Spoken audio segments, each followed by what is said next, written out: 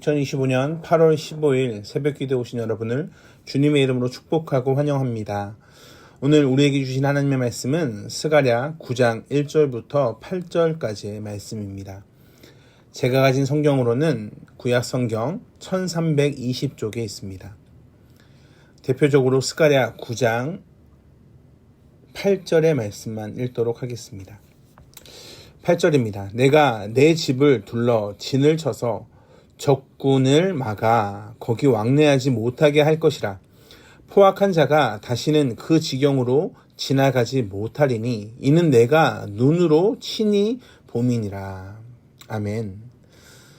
계속적으로 하나님께서 내가 너희를 인도한다 라는 말씀을 통해 도대체 우리의 믿음의 근거가 무엇인가, 믿음의 근거는 어디에 있는가, 이런 질문을 하게 됩니다.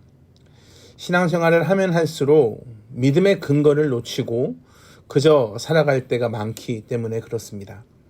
스가랴서는 크게 세 부분으로 나누어지는데 1장에서 6장은 8개의 환상에 대해서 말씀하시고 7장과 8장은 교훈적인 권면을 말씀하시면서 9장에서부터 굉장히 그런 문맥과 또한 내용이 바뀌는 것을 확인하게 됩니다. 9장부터 14장이 바로 미래적인 예언으로 되어 있기 때문에 그렇습니다. 마지막 문단입니다. 스가랴서의 계시록이라고 할 만큼 묵시적인 말씀으로 되어 있습니다. 그래서 계시록의 말씀이 참 해석에 어려움이 있었던 것처럼 이 말씀도 해석에 어려움이 있고 관점이 여러 가지로 다르기도 합니다. 그러나 항상 말씀드리지만 중심의 말씀이 변하지 않습니다. 즉, 이 말씀을 통해 그리스도의 초림 그리고 또한 재림의 중심이 있습니다. 결국 메시아의 왕국을 말씀하고 계시기 때문에 그렇습니다. 하나님은 하나님의 의지를 오늘 말씀을 통해 백성들에게 전합니다. 하나님은 언약을 통해 내가 너희의 하나님이다 라고 말씀하셨습니다. 그런데 이스라엘 백성은 그저 그 언약의 말씀을 맹신하고 다른 신들을 섬깁니다. 그러니까 이게 참 웃긴 모습이라는 것이, 참 바보 같은 모습이라는 것이, 하나님이 나를 지키실 거다라는 확신을 하는 동시에 다른 것을 의지합니다. 출애굽기 32장 4절을 보면 모세가 시내산의 율법을 받는 동안에 아론이 백성들의 금을 모아 금송아지 우상을 만들어 놓습니다. 그러면서 하는 말이 이스라엘아, 이는 너희를 애굽 땅에서 인도하여 낸 너희의 신이다 라고 말합니다.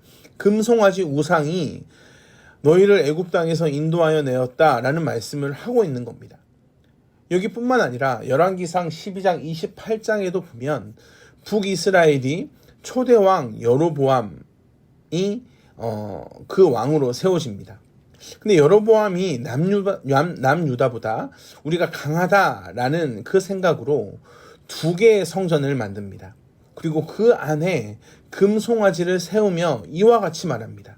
이는 너희를 애굽 땅에서 인도하여 올린 너희의 신들이라. 그러니까 참 사람은 참 악한 것이, 선민 백성입니다. 우리가 분명히 하나님이 우리를 선택하시고 우리를 인도하실 겁니다. 라고 그렇게 생각하면서 동시에 금송아지를 만들어서 이것이 우리를 애굽 땅에서 인도하여 냈습니다. 라는 것을 외치고 있습니다. 물론 하나님은 이스라엘의 선민을 철회하고 다른 민족을 통해 구원 계획을 이루시겠다라고 말씀하기도 하셨습니다. 그러나 결국 그 말씀은 사실 수많은 선지자들을 위해서 철회됩니다. 하나님께서 스스로 이스라엘 백성과 언약하셨기 때문에 그 언약을 철회하지 않으시고 구원이 유대인에게서 나심으로 바로 그 말씀을 약속하셔서 그 말씀을 지키십니다. 오늘 말씀이 매우 중요한 것이, 그럼 그저 이스라엘이 선민이기 때문에, 즉 선택받은 백성이기 때문에 이스라엘의 민족으로 태어나기만 하면 자동으로 구원을 얻는가? 여기에 매우 중요한 언약이 있습니다. 우리가 믿는 그 구원은 오직 예수 그리스도 안에서만 있습니다. 즉 하나님께서 세워주신 메시아 언약 안에서만 구원이 있습니다. 하나님께서 그 민족을 버리지 않으셨습니다. 그러나 하나님을 믿지 않는 한 개인은 멸망하십니다. 이 말씀을 잘 이해해야 합니다.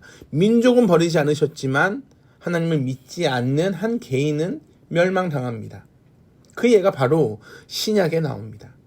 하나님의 언약을 지키시고자 자기 아들을 이 땅에 보내셨습니다.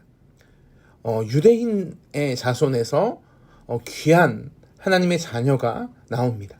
그러나 유대인들은 그리스도를 배척하고 오히려 십자가에 못을 박아 죽입니다. 그래서 마태복음 21장 43절을 보면 그러므로 내가 너희에게 이르노니 하나님의 나라를 너희는 빼앗기고 그 나라의 열매 맺는 백성이 받으리라 라는 말씀을 하십니다. 이 말씀이 너무너무 중요합니다. 하나님의 나라를 빼앗기고 그 나라의 열매 맺는 백성이 받는다. 하나님의 나라를. 이 구절은 언약 백성 이스라엘에 대한 심판의 선언입니다. 하나님 나라의 새 백성의 등장을 예고하고 계십니다. 어리석은 조상의 모습을 배워야 하지 말아야 함에도 불구하고 예수 그리스도를 유대인들은 배척합니다. 예수님은 마태복음 23장에서 종교 지도자들에게 화 있을진저 라고 말씀하십니다. 그 중에 32절과 33절을 보면 너희 조상들의 분량을 채우라. 뱀들아, 독사의 새끼들아, 너희가 어떻게 지옥의 판결을 피하겠느냐라고 말씀하십니다. 즉 외형적인 특권에 안주하고 있는 종교 지도자들을 질책하고 계시는 겁니다. 그러니까 이 말씀을 통해 아무리 선민 백성이라고 해도, 아무리 택함받은 백성이라고 해도, 아무리 외형적으로 거룩한 모습을 보인다고 할지라도 그것은 거짓이라는 것을 열매를 통해 발견할 수 있습니다. 이것은 오늘날에도 교회에 적용이 됩니다.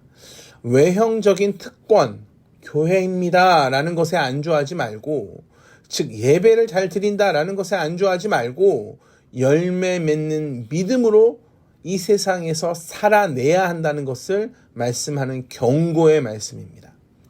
하나님의 나라가 누구에게 속할지는 오직 하나님의 주권에 달려있음을 보여주고 계십니다.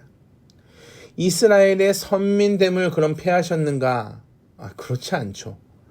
그렇지 않고 선민으로 택하신 목적은 이루셨습니다. 쉽게 말씀드려서 이스라엘이라고 하는 민족은 아브라함과 이삭과 야곱 때에 택함을 받았습니다. 그렇지 않습니까? 그러나 에베소서 1장 4절의 말씀을 근거로 그리스도인들은 언제 택함을 받았습니까? 창세전에 그리스도 안에서 택함을 받았습니다. 근데 조건이 있지 않습니까? 창세전에 누구 안에서? 그리스도 안에서. 그리스도 안에서라는 조건이 가장 중요합니다. 이스라엘이라고 하는 민족을 택하셔서 그리스도를 이스라엘의 민족을 통해 보내셨습니다. 하나님의 말씀을 계시하는 통로로 구약에 사용하셨습니다. 그리고 구원은 유대인을 뛰어넘어 모든 사람들을 조건부, 즉 그리스도 안에서 창세전에 택하셨습니다. 그래서 오늘 본문인 1절과 7절에 보면 이스라엘을 대적하는 이웃나라에게 경고하십니다. 하나님이 8절의 말씀, 내가 내 집을 둘러 진을 쳐서 적국을 막겠다.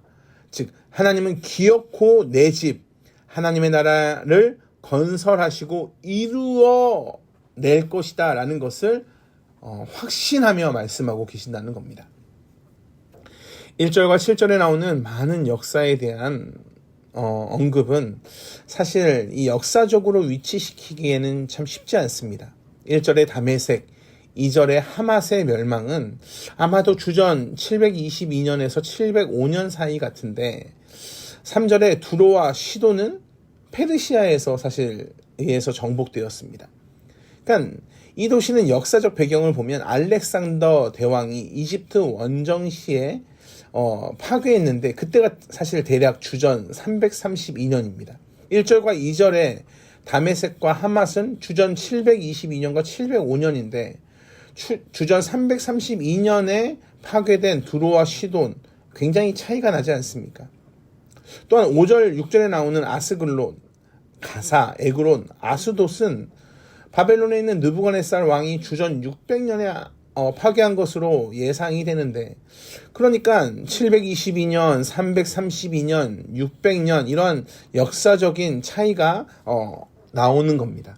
그러니까 이러한 역사적인 상황으로 이것을 적지는 않은 것으로 보입니다. 아마도 묵시문학이라는 특징을 보면 스가랴는 특정한 역사적인 관점을 취하지 않고 결국 여호와께서 궁극적으로 승리하실 거다라는 것을 묵시문학의 특징으로 말씀하는 것으로 보입니다. 열방 심판을 먼저 말씀하는 의도는 어떠한 방해, 어떠한 대적에도 불구하고 하나님의 뜻은 이루어지고 만다라는 것을 나타냅니다. 그래서 스가랴의 말씀은 하나님의 확실한 선포의 메시지를 통해 용기와 희망을 줍니다. 역사적인 결과를 근거로 주장하는 것이 아니라 하나님께서 계획하시고 하나님께서 이끌어 가신다는 것이 유일한 근거가 됩니다. 사랑하는 성도 여러분, 우리도 현실을 보면 하나님이 지금 일하고 계신지 의문이 드는 것이 사실입니다. 역사적인 증거도 의심이 드는 것이 사실입니다. 그러나 그 어떤 현실이 우리의 근거가 되는 것이 아니라 하나님께서 하나님의 백성과 그의 나라를 이끌어 가신다는 것이 유일한 근거라는 오늘의 말씀을 붙잡기를 주님의 이름으로 축복합니다. 이것이 왜 중요하냐면 어떠한 현실의 상황이 오더라도 우리가 흔들릴 필요가 없다는 근거가 되기 때문에 그렇습니다. 결국 역사적인 것을 뛰어넘어 시간, 장소, 모든 상황을 뛰어넘어 하나님은 이루고자 하시면 이루십니다. 그 하나님을 뵙는 이스라엘의 백성, 새 이스라엘의 백성된 우리가 스가랴의 말씀을 붙잡고 하나님의 확실한 선포를 붙잡고 오늘 또 용기를 내시며 오늘 또 소망을 붙잡으시길 주님의 이름으로 축복합니다. 기도하겠습니다. 사랑과 은혜가 풍성하신 아버지 하나님, 참 묵시문학의 이 말씀이 해석에 어려움이 있습니다. 쉽지 않습니다. 그러나 확실한 말씀, 하나님의 초림, 또한 재림, 예수 그리스도의 초림, 그 재림을 오늘 말씀을 통해 다시 한번 생각하게 되고 결국엔 하나님이 하나님의 방법대로 이루신다는 것을 확인하게 됩니다. 사랑과 은혜가 풍성하신 아버지 하나님, 우리의 유일한 소망의 근거는 하나님밖에 없음을 다시 한번 고백합니다. 끝까지 이 상황에서 흔들리지 않는 믿음을 가질 수 있도록 주여 함께하여 주시옵소서. 감사합니다. 사랑이 많으신 예수 그리스도의 이름으로 기도합니다. 아멘.